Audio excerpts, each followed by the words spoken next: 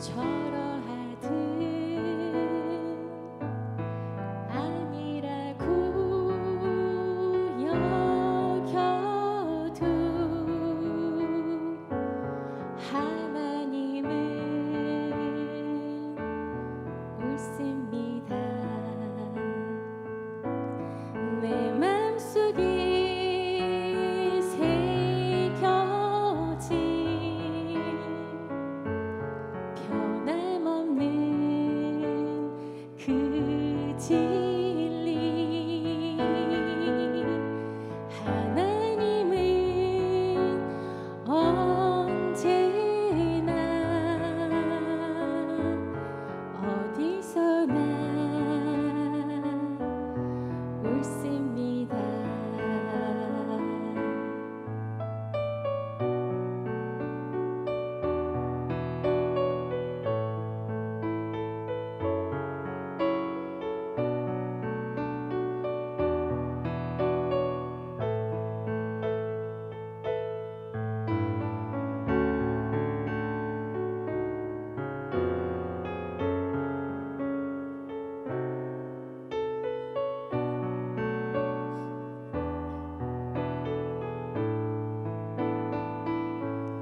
그리하지 않아도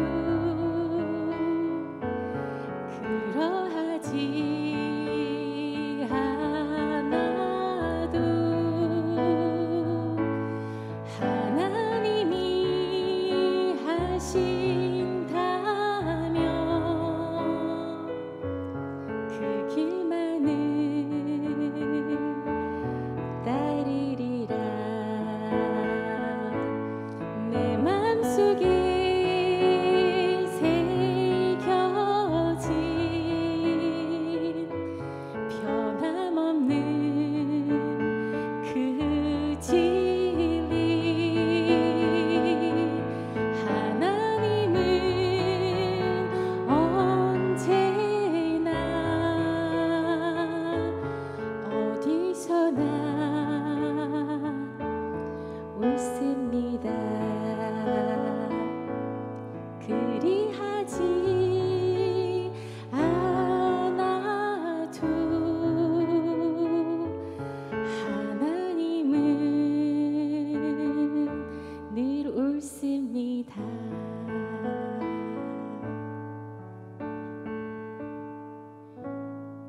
네. 안녕하세요. 한 번만 좀 크게 인사해 볼까요? 안녕하세요. 안녕하세요. 늘 앞에 서는데도 이런 자리가 되게 어색하네요. 화요 여성기도회 종강 예배 오신 여러분들을 환영하고 반갑습니다. 네, 이번 학기에 다시 기도 시작이라는 주제로 저희 1학기 화요 여성기도회에 늘 이 기도의 자리를 참석해 주시고 또 이 자리에서 함께 이렇게 하나님의 기도의 동역자로 섬겨주신 여러분과 함께 이 마지막 끝나면서 좀 뜻깊고 의미 있는 자리를 만들고 싶었어요. 아무래도 우리가 함께 은혜를 나누는 자리면 더 좋겠다 싶어서 오늘 특별히 초대 손님을 모셨습니다. 우리 이미령 집사님이신데요. 잘 아시죠? 이제 제가 집사님께 이제 처음 질문을 하면서 시작을 해야 되는데 첫 찬양을 듣는데 이게 참 제가 질문을 하기가 힘들 정도로 어떻게 이런 마음으로 찬양을 할 수 있을까라는 생각이 듭니다. 잠깐 소개를 해드리면 2년 전에 2011년 4월에 아파트 단지 안에서 집사님께서 교통사고가 났던 것을 아마 중보기도 밴드 통해서도 기억하시는 분들이 계실 거예요. 그때 집사님은 머리를 크게 다치셨고 또 3살이던 둘째 종윤이도 크게 다쳐서 한참 동안 치료를 했던 기억이 있어요. 그렇죠, 집사님? 제가 너무 떨려가지고 할 말을 잊을까봐 적어왔어요. 보고 있더라도 이해해 주시기 바랍니다. 아파트 단지 내 놀이터에서 저희 큰아이랑 작은아이랑 놀고 있었어요. 그런데 이제 둘째가 싱싱이를 타고 싶어 해서 싱싱이를 끌고 가고 큰아이는 같이 가다가 앞에 친구가 오라고 하니까 뛰어갔는데 그 찰나에 왼쪽에서 렌트카가 나오고 있었나 봐요. 근데 저희는 그걸 못 보고 이렇게 저는 고개를 숙이고 종이를 끌어주고 있었고 그 차는 우회전을 하면서 저희를 못 보고 왼쪽에 있는 지우 친구랑 지우를 보고 턴을 했다고 해요. 그래서 그건 CCTV 상으로 확인을 한 거고 저는 차에 치여서 바퀴에 끌려갔고 저희 아들은 이제 차 밑으로 깔려서 다친 거죠. 그래도 참 감사한 건 저희 아들이 끌려갔다면 참 더 슬픈 일이 있었을 것 같아요. 그래서 제가 지금 아직도 치료 중인데 저는 사고로 잘 몰라서 남편에게 알려달라고 했어요. 거미막하 출혈과 뇌경막하 출혈이 있었고 전두엽 되뇌 손상, 두개저 골절, 왼쪽 발목 골절, 후각상실, 오른쪽 눈 상실, 목 디스크 그리고 저희 아들은 대뇌부 경부골절, 성장뼈 가까이에 있어서 작년까지 키가 클지 멈출지가 제일 고민이 되었었어요. 그리고 장골골절, 청골골절, 골반 골절이 있었습니다.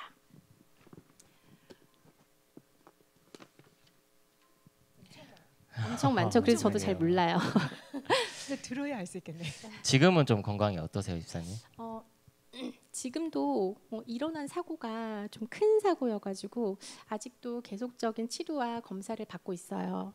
그래서 다친 오른쪽 눈만 다친 줄 알았는데 왼쪽 눈도 같이 다쳤대요. 그런데 이제 약간 오른쪽 눈이 더 좋은데 시력은 오른쪽이 잘 안 보여요. 근데 이거는 회생할 수 없이 계속 이렇게 살아야 된다고 하시고요. 후각은 신경이 모두 끊겼대요. 그래서 후각 상실로 국가장애 판정을 받았습니다. 그리고 퇴원 후에 시점은 기억을 잘 못하고 차에 대한 두려움이 굉장히 컸어요. 그래서 외출을 잘 못했어요. 그래서 정신의학과 진료를 같이 받게 됐어요. 그리고 정신의학과 진료를 받으면서 교수님이 제 상태를 매년 점검을 해주셨는데 2년이 지난 뒤에는 입원을 해서 진짜 상태를 살피신다고 하셨어요. 그래서 2달 전에 입원을 했었고 교수님이 MRI를 아주대에선 처음 찍었어요. 제가 원했는데 머리가 너무 아팠었거든요. 근데 수술을 해주신 뇌신경센터 교수님은 CT상으로 괜찮다고 안 찍어주셨었어요. 근데 아주대에서는 정신의학과 교수님이 처음 찍어주셨는데 살펴보니까 후유장애 진단이 내려졌어요. 그래서 그렇게 받았고 최근에 한 달 전에 생애 최초로 실신을 했어요. 그런데 그게 아주대 응급실에 가서 검사를 했는데 이게 후유장애로 실신이 이어진 건지 발작이 일어난 건지는 신경과에 가서 검사를 해봐야 된다고 해서 아직도 뭐 이런저런 검사를 받고 있고 며칠 전에 고대 뇌신경센터 진료가 있었어요. 그래서 교수님께 말씀을 드렸는데 작년에도 아예 입원해서 검사를 진행했었거든요. 그런데 그때도 발작파가 굉장히 심했대요.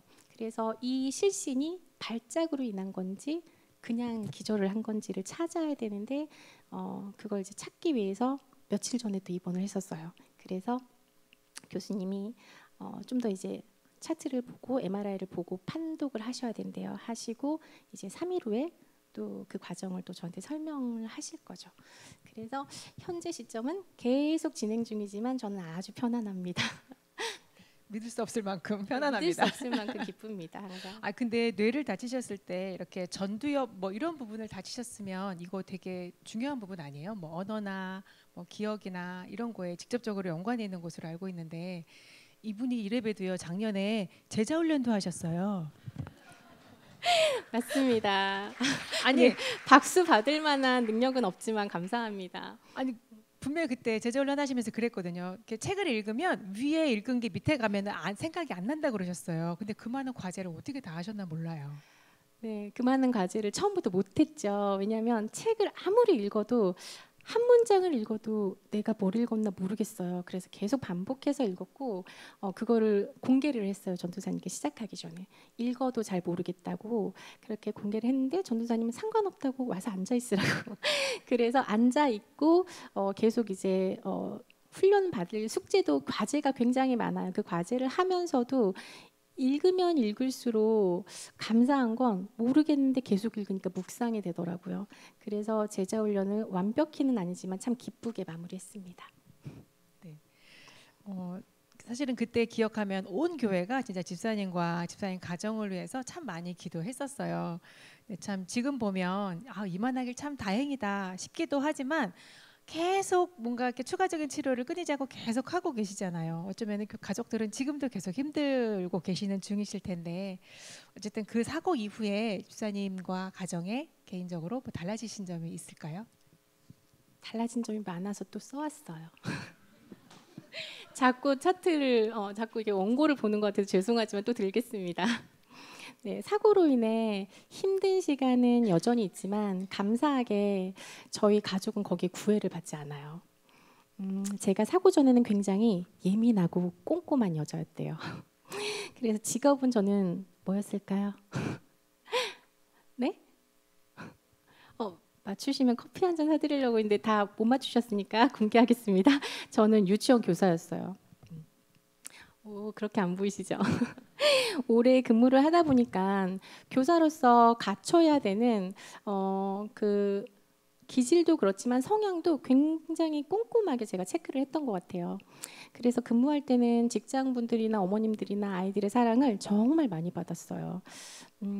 그런데 그런 사랑을 받다 보니까 20대에서 30대까지는 굉장히 30대 초반까지는 의기양양하게 제 삶을 즐겁게 살았습니다. 물론 하나님이 함께해 주심을 알았지만 실질적으로는 저의 노력과 저의 지혜로 빈틈없이 저의 완벽함으로 행복을 성공시켰다는 그런 성취감의 삶을 살았던 것 같아요. 그런데 결혼하고 또 다른 색깔의 삶을 발견하게 되는 그런 시간? 일단 저희 결혼이 지금 14년 차거든요. 근데 저희 사고가 결혼 후 12년 차에 일어난 거죠. 남편은 제가 기억이 돌아올 때까지 병문안을 와도 저한테 여러 차례 쫓겨났대요. 남편인 줄 몰라본 거죠. 그리고 만났다면 제가 그렇게 이것저것을 막 시켰대요. 근데 뭐 리어카를 가져와라. 비행기를 타고 와라. 정말 이상한 소리죠. 근데 저는 그 소리를 당당하게 하면서 그렇게 지시를 했다고 하더라고요.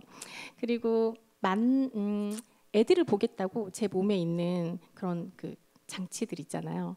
그거를 막 몸에서 착용된 걸 떼내려고도 하고, 그리고 그거를 막 들고 집에 가겠다고 엉엉 울고, 어쨌든 여러 차례 남편을 많이 힘들게 했더라고요.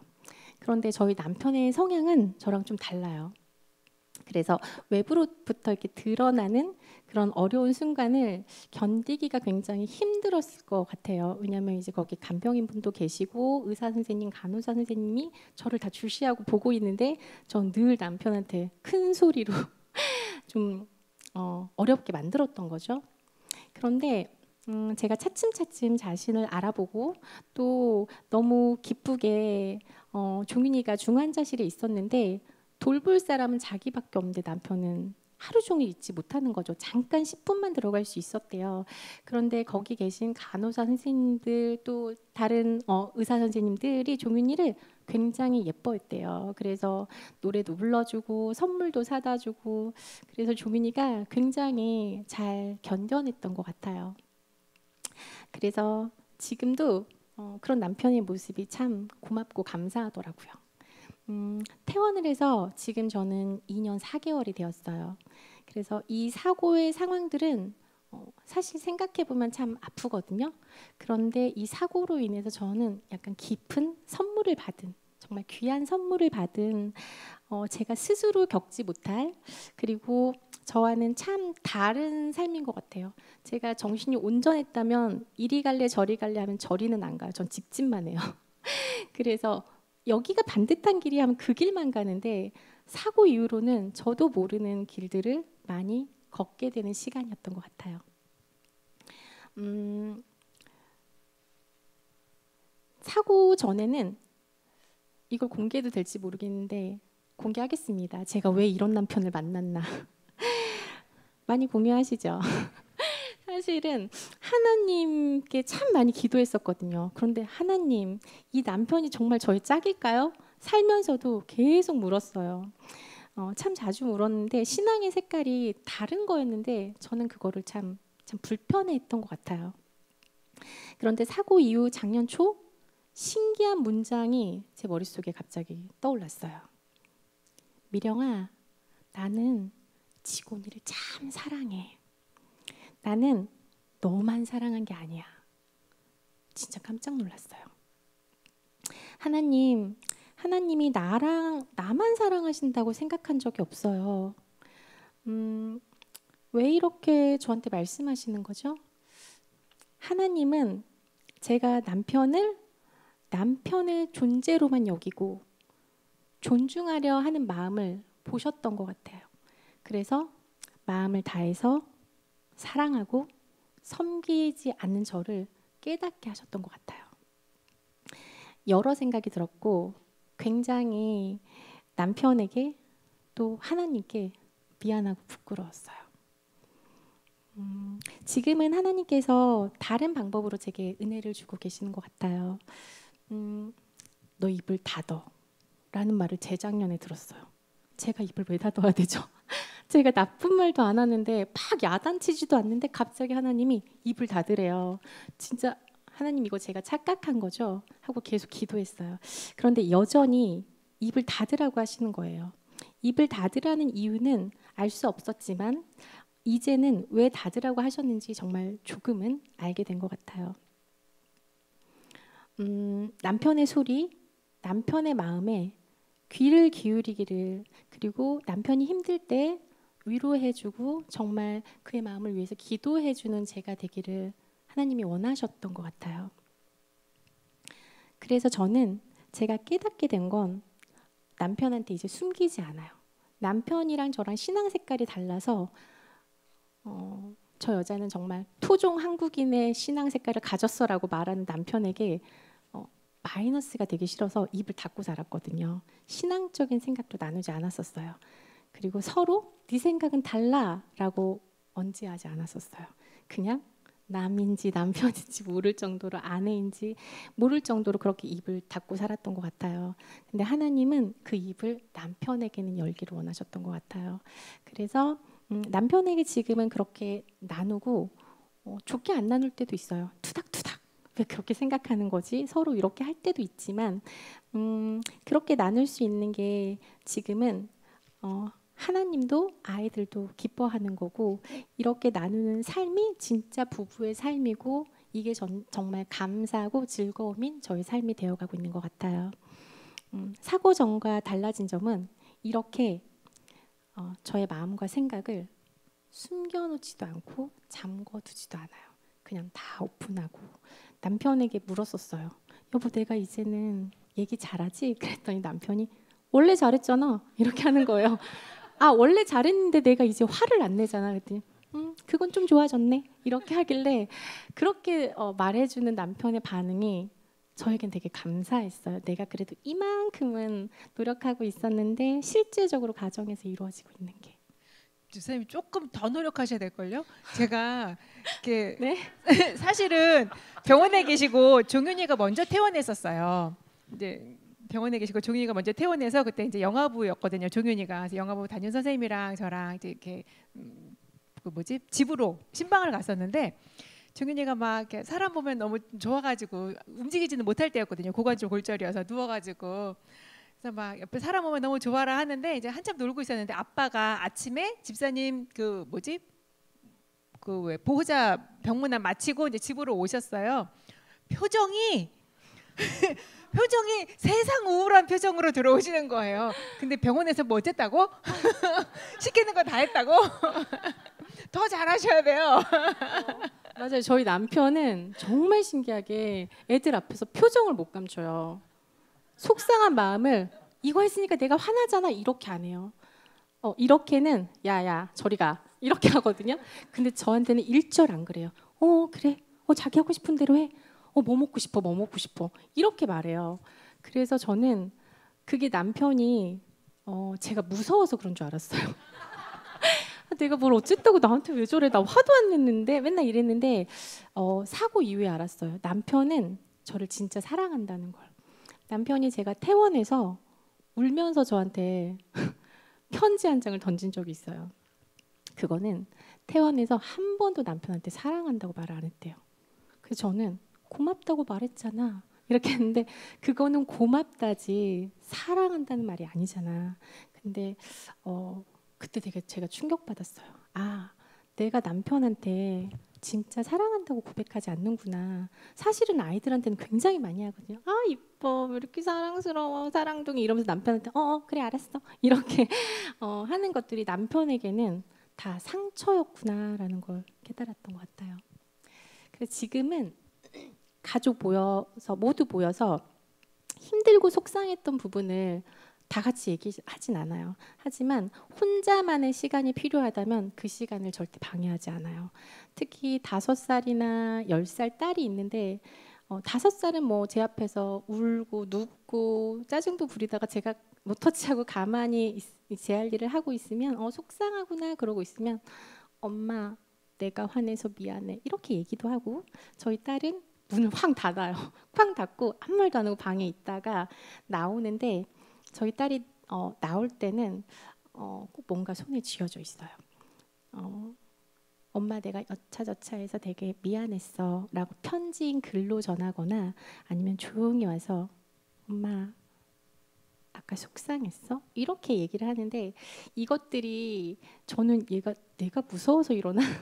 왜냐하면 저희 딸은 아빠 성향이에요. 그래서 자기 감정을 눈치를 보면서 얘기해요. 근데 저는 눈치를 보건 말건 제 마음대로 표정을 안 감춰요. 근데 이것도 훈련인 것 같아서 하나님께 기도해요. 하나님, 제가 너무 제 속내를 보여주는 건 정말 정상적인 생활이라고 생각을 했지만, 그게 저랑 같이 사는 가족들에게는 어떤 성향을 가졌느냐에 따라서 제가 굉장히 파워풀하게 이 사람을 누르고 있는 아내고 엄마고, 옆에서 보면 그냥 아줌마구나. 그래서 이것들을 위해서 기도했고 지금도 기도하고 있어요. 그래서 저희는 그 큐티는 엄마의 큐티나 아이들의 큐티나 다 똑같잖아요. 그래서 저희 지우는 3학년인데 제가 고학년 큐티를 사줬어요. 왜냐면 지우가 고학년 큐티를 사준 이유는 어하나 훈련을 받기 싫대요. 그 이유는 부끄럽대요. 저희 딸은 모르는 사람이 너 예쁘다 이러면 갑자기 이렇게 눈물 까요. 근데 그런 것들을 저도 이제 감안을 해서 2년 동안 기다리다가, 그럼 지우야 너무 싫으면 큐티를 하고 싶을 때만 하는 게 어때? 이렇게 해서 권했더니 그건 좋아. 이렇게 해서 큐티를 하는데, 저희 딸이 처음에는 일주일에 한 2번 정도 했는데 지금은 한 5번 정도 하면서 그 묵상한 걸 제가 보기를 원해요. 엄마가 봐줬으면 좋겠어. 근데 저는 엄마가 그거 봐야 돼?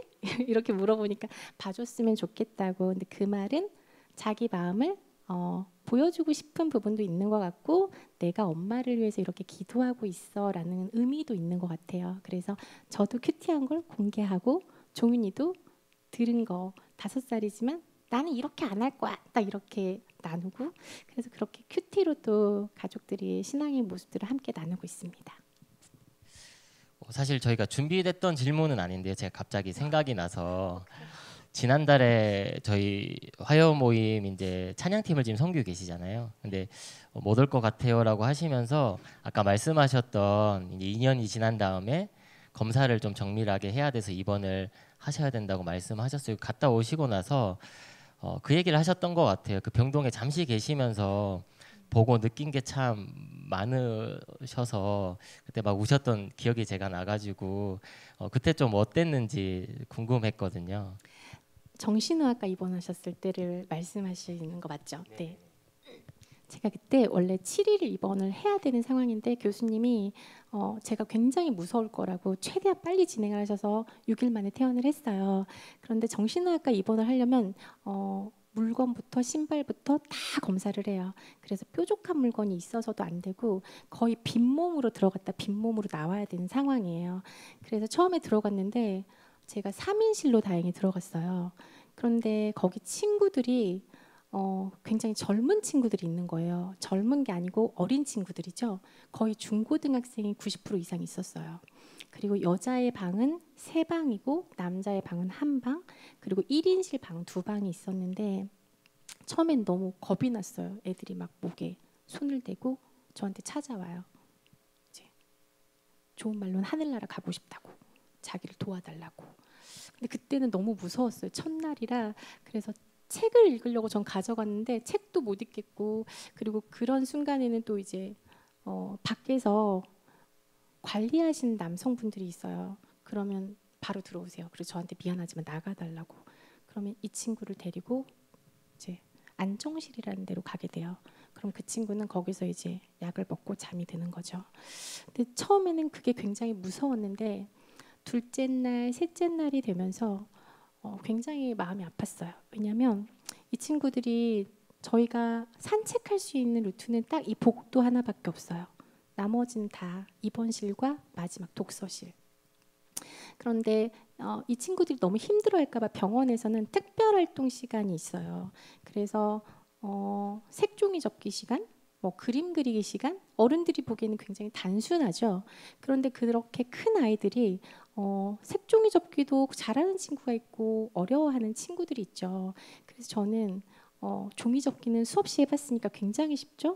그래서 제가 이렇게 접기를 하고 있는데 옆에 친구가 잘 못하더라고요. 그래서 그 친구를 잠깐 도와드릴까요? 하고 도와줬는데 이 친구들에게는 그게 참 고마운 것이었던 것 같아요. 그래서 그걸 또 친구들하고 나누고 지나가면 저기 말 걸어도 되나요? 이렇게 물어봐서 잠깐 얘기를 했었는데 실질적으로 굉장히 부유한 친구들이더라고요. 자기의 집안일을 다 얘기하고 학교 생활까지 다 공개해요.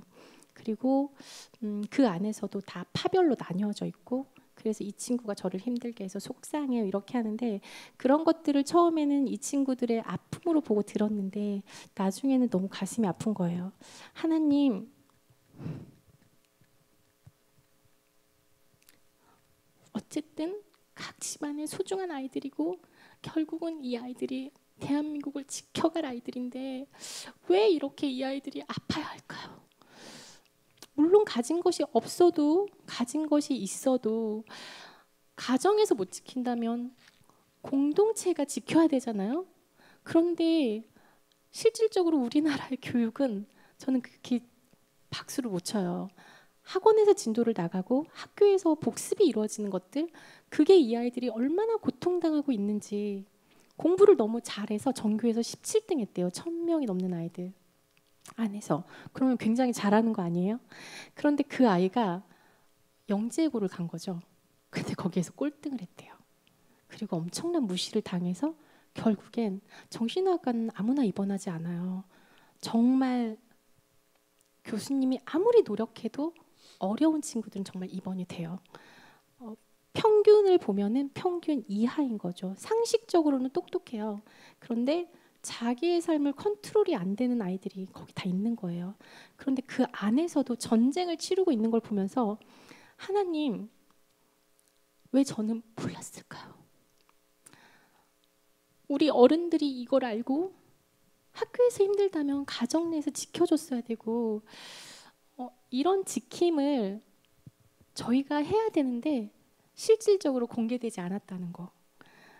우리나라의 교육도 아이들의 안전도 왜 다 파묻혀 있는 걸까요? 이런 생각 때문에 굉장히 마음이 아팠고 계속 기도하게 됐습니다.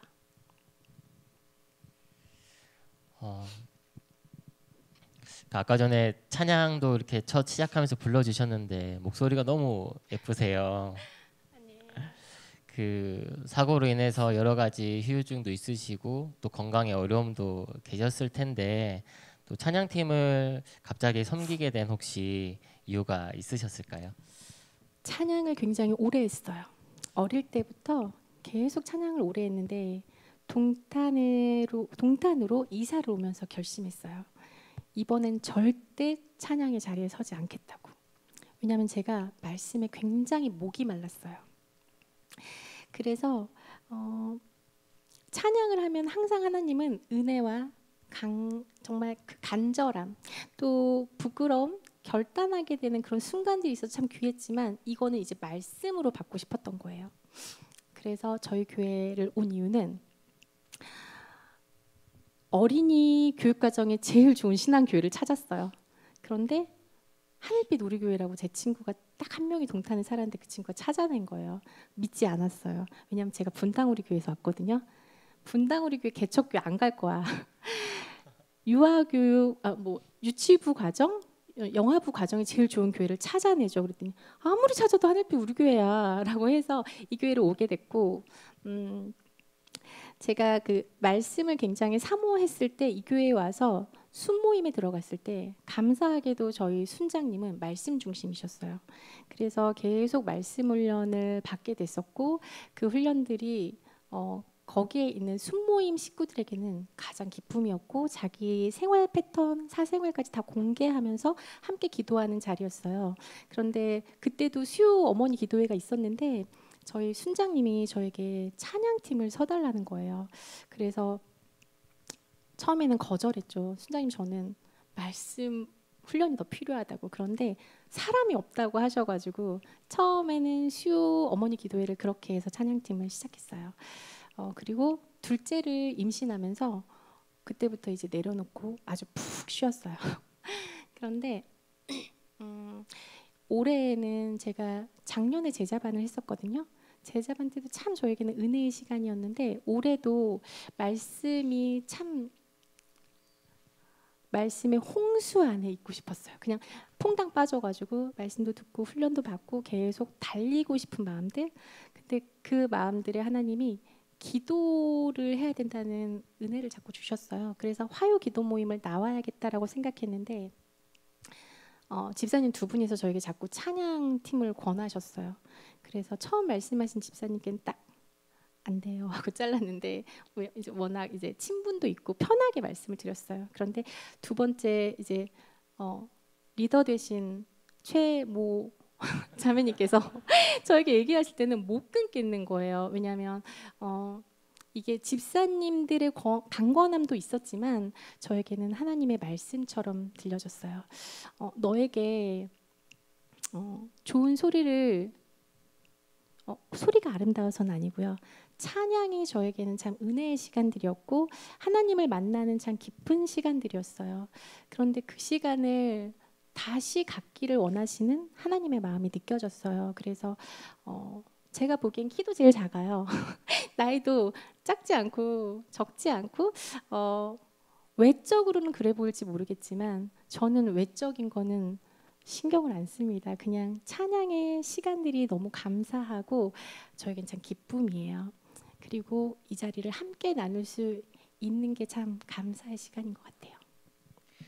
여러분들은 잘 모르겠지만 의사 선생님들도 그렇고 그때 상황을 아시는 분들은 집사님이 이렇게 멀쩡하게 걸어다니고 말할 수 있는 게 진짜 기적이라고 하세요. 우리가 더 자세한 얘기 나누고 싶지만 이제 마지막으로 함께 기도해 주시고 또 이 자리에 오신 성도님들한테 혹시 하고 싶은 말씀 마지막으로 있으신지, 아니면 기도 제목을 나눠주셔도 좋아요. 저는 찬양팀을 해서 하나님의 열심이라는 찬양을 처음 들었어요. 여러분들도 들으셨을 수도 있고 또 이제 많이 아시는 분들도 있을 거예요. 그런데 저는 이 찬양이 하나님이 저에게 주시는 마음이고 음성 같았어요.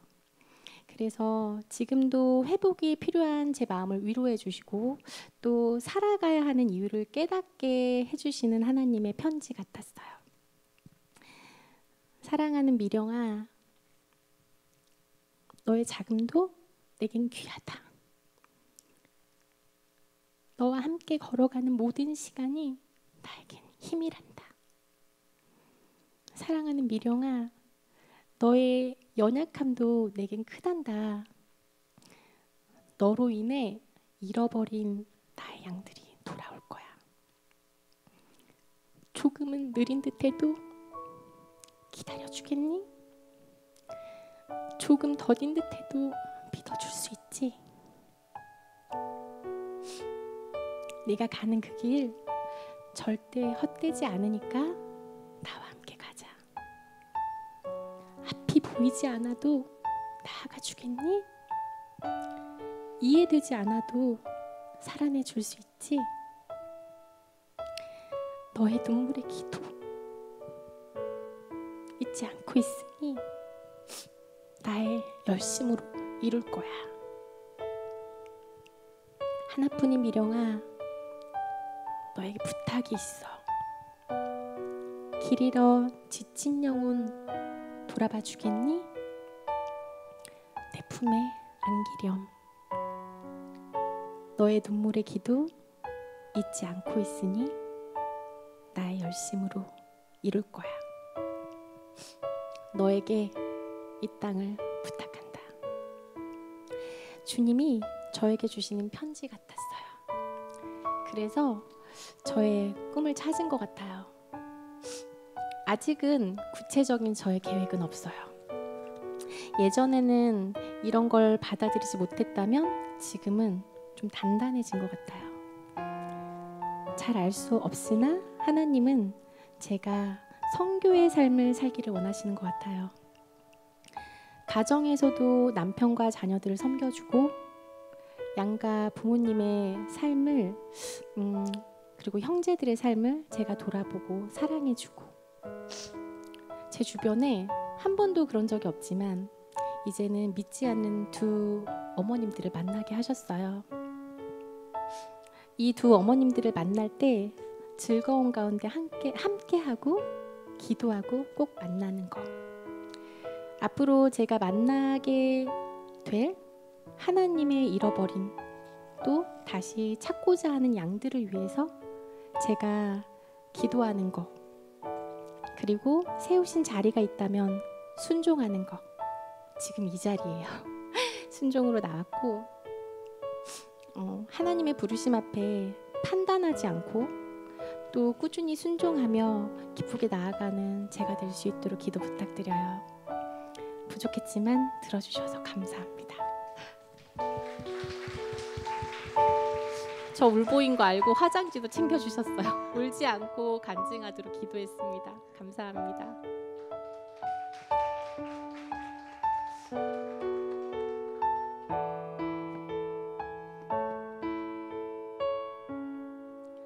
하나님의 부르심에는 후회하심이 없네. 내가 이 자리에 선 것도 주의 부르심이라. 하나님의 부르심에는 결코 실수가 없네. 나를 부르신 하나님의 신실하심을 믿네. 작은 나를 부르신 뜻을 나는 알 수 없지만 오직 감사와 순종으로 주의 길을 가리라. 때론 내가 연약해져도 주님 날 도우시니 주의 놀라운 그 계획을 나는 믿으며 살리. 날 부르신 뜻 내 생각보다 크고, 날 향한 계획 나의 지혜로 증명 못하나. 가장 좋은 길로, 가장 완전한 길로 오늘도 날 이끄심 믿네. 같이 고백하길 원해요. 하나님이 부르신 이유는 분명히 이 땅에 살아가는 저희에게 있을 거예요. 같이 찬양할까요?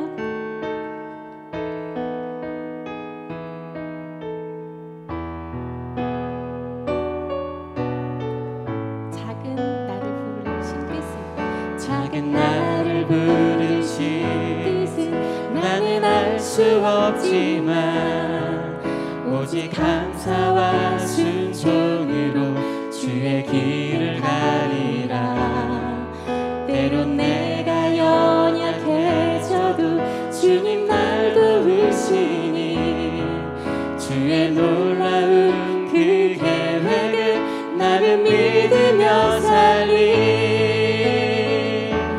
날 부르신 뜻 내 생각보다 크고, 날 향한 계획 나의 지혜로 증명 못하나. 가장 좋은 길로, 가장 완전한 길로 오늘도 날 이끄심 믿네. 날 부르신